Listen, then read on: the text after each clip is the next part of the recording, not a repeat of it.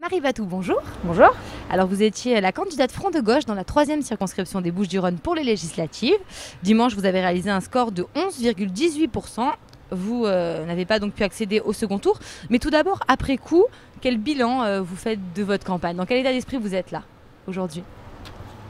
J'en fais un bilan très positif. Je pense qu'on est arrivé à créer un beau rassemblement sur la 3e circonscription parce que notre score est plutôt très positif par rapport au contexte national et même local du Front de gauche, où on ne perd que 2 points par rapport au premier tour des présidentielles. Comment vous l'expliquez que le Front National ait fait un score aussi fort? Et ça dans beaucoup de circonscriptions de Marseille, et même la 4e, où au présidentiel Mélenchon est arrivé derrière M. Hollande.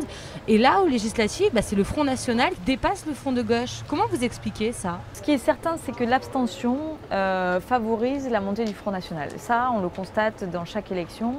L'électorat du Front National se mobilise. Le second tour oppose dans cette circonscription le Front National et la députée sortante Sylvie Andrieux. Le PS lui a retiré son investiture.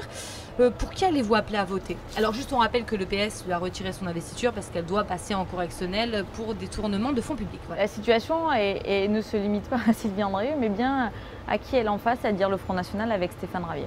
Leur bataille essentielle, il est contre l'immigration et ils ont désigné depuis des années un bouc émissaire qui est l'immigré. Tous les citoyens doivent être traités de manière égale. La position du Front National face à cela est anticonstitutionnelle. Vous appelez à battre le Front National, mais clairement ça veut dire quoi? Vous dites à vos électeurs votez pour Sylvie Andrieux? C'est le seul bulletin qui leur reste pour le faire. Nous essayons d'être responsables par rapport à nos électeurs et donc de donner un message très clair qui est celui de battre le Front National, malgré les affaires. Malgré les affaires, mais la justice la rattrapera. Il y a un an, le PCF et le parti de gauche et la gauche unitaire ont fait un mariage de raison, donc le fameux Front de gauche. Après le second tour de ces législatives, qu'est-ce que vous allez faire? Est-ce que vous allez divorcer? Chacun va retourner de son côté? Ou non, vous êtes contents, vous allez rester ensemble? Chacun arrive avec son histoire. C'est un petit peu ça la beauté du Front de gauche, mais c'est aussi ça la difficulté. C'est-à-dire que tout le monde n'a pas la même tradition, la même culture de faire de la politique. En attendant, c'est un débat entre nous qui se fera de manière consensuelle, parce que c'est ça le mode de fonctionnement du Front de gauche, et chacun prendra ses positions. Donc on attendra le résultat de cette convention pour savoir l'avenir du Front de gauche. Mais moi j'ai bon espoir sur l'avenir du Front de gauche.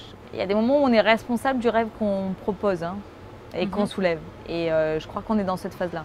D'accord, on verra, l'avenir nous le dira. C'est ça. Merci beaucoup. De rien.